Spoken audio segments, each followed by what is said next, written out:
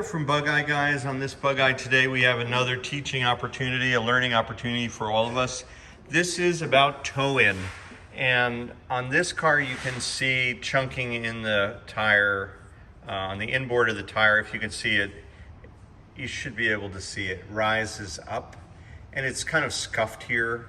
It's also very squared off. The tire is worn on this inside section. And what I'm looking at is the scalloping of these lugs. They start low and gradate up. So there's actually a high point on this edge. And all of that is because of alignment.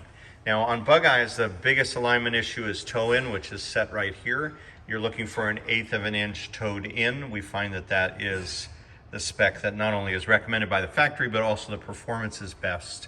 And this one was not set correctly, and this is the result. The tires have worn and need to be replaced. They're aged out anyway, so it's not the end of the world. And tires are relatively inexpensive on Bugeyes, so it's not the end of the world. However, I did want people to just be aware of that, and so that they can set it properly. You can buy the equipment to do this yourself. We do it here. If you want to send us your car, we'll do everything your car needs, including that. But it is something you should be keeping an eye on.